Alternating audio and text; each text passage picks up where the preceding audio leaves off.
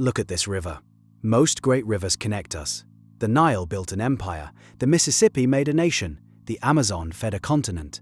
Normally, a river is a promise, a highway that moves goods, culture, and power. But this is the Rhine. And the Rhine has never quite decided what it wants to be. For 2,000 years, it was Europe's greatest economic highway. And simultaneously, its deadliest wall. The same water that carried wine, silk, and silver between civilizations also carried the bodies of soldiers who died trying to cross it. This is the story of the most contradictory river in human history, and the invisible line it drew across the mind of an entire continent. Long before the borders existed, this was simply the River of the West, a liquid highway connecting scattered settlements across a vast forested continent. They traded along it, they mixed along it. Before they worshipped nations, they worshipped the water. The Rhine appears in the oldest Germanic myths. It carries the cursed gold of the Nibelungs. It guards the treasure of gods. It is not just geography, it is memory.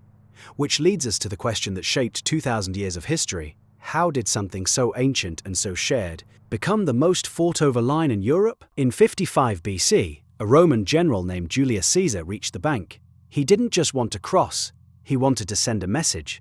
So he did something no one had ever done before. He built a massive timber bridge across one of the fastest rivers in Europe.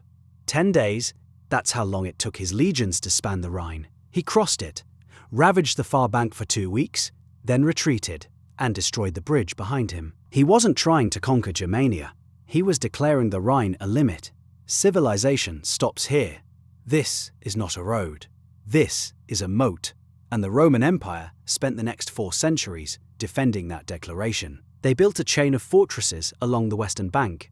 They stationed 8 legions, nearly 40,000 soldiers, to hold the line. They called it the Limes Germanicus. The Germanic frontier. On one side, roads, laws, heated baths, olive oil, and the Pax Romana. On the other, forests, tribal councils, iron weapons, and absolute freedom. 2 worlds, 1 river, and for 400 years, the Rhine held them apart. Then came the night that changed everything. December 31st, 406 AD, one of the coldest winters in recorded history. The Rhine froze solid, and the Germanic tribes, the Vandals, the Alans, the Suebi, walked across, not waded, not fought. Walked across the ice, like it wasn't there. The Roman garrisons on the far bank were overwhelmed within hours. It wasn't a battle, it was a flood, and Rome never fully recovered. Within 70 years, the Western Roman Empire was gone. The Rhine had held for 4 centuries. It fell in one winter night. But here is what no one expected. The river that had divided Rome from Germania now became the spine of something new. The kingdoms that rose from the ruins of Rome didn't abandon the Rhine. They built themselves around it because the river was still there. The borders had changed. The water hadn't. For the next 1,000 years, the Rhine became the most contested piece of real estate in Europe. Every great power that rose on the continent had to answer one question. Who controls the Rhine? Charlemagne built his empire around it. His grandsons tore that empire apart, fighting over it. The Treaty of Verdun in 1843 divided Charlemagne's empire into 3 kingdoms. The boundary ran roughly along the Rhine. Left bank, West Francia, would become France. East Francia would become Germany. And the Rhine would mark the fault line between them. Not because anyone chose it, but because it was already there. Already ancient.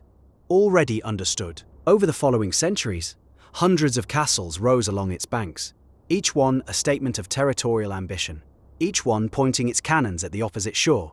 The river that had once moved silk and wine now moved armies, and, in the 17th century, it nearly broke Europe permanently. The 30 Years' War reduced entire cities along the Rhine to ash. 1/3 of the German-speaking population died, and when the killing finally ended in 1648, the Treaty of Westphalia drew new borders along the Rhine. Again, because there was nowhere else to draw them. Then came Napoleon. And Napoleon had a different idea about the Rhine.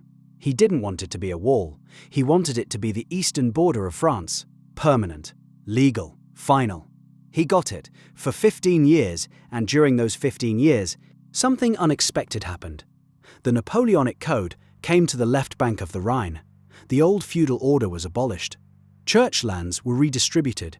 Jews were emancipated. A modern legal system replaced 1,000 years of medieval chaos, and when Napoleon fell, and the Congress of Vienna redrew the map in 1815, the German princes got the left bank back, but they kept the legal reforms. Because the tyrant had been right, the Rhine hadn't just been a military frontier, it had been a laboratory. For the next 100 years, France and the newly unified Germany would fight two of the most catastrophic wars in human history, largely over which side of the Rhine belonged to whom. The Franco-Prussian War of 1870, the First World War, the Second World War, 3 conflicts, tens of millions dead, the same river, the same argument, just different generations dying for it. Then, something extraordinary happened. In 1951, France and Germany sat down at a table, not to divide the Rhine, but to share it. The European Coal and Steel Community, the institution that would eventually become the European Union, was built on a simple idea. If we make our economies dependent on each other, we make war between us economically impossible. The Rhine became the spine of that agreement. The most fought-over river in European history became the most economically integrated river in the world. Today, more cargo moves along the Rhine than along any other river in Europe. The fortresses are museums. The cannons are tourist attractions. French and German children take school trips to the same castles their great-grandparents died fighting over. The wall became a road, again, just like it had been before Caesar arrived with his engineers and his ambition. 2,000 years of conflict, and in the end, the river won, because the river was never the problem. The river was just water. We were the ones who decided what it meant. The Rhine didn't divide Europe. Europe divided itself, and then blamed the river.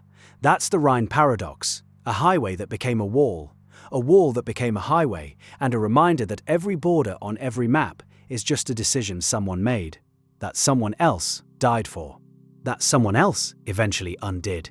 This is the Meridian, because the most powerful forces in history aren't armies or empires, they're the lines we draw, and the stories we tell about why they had to be there. Subscribe.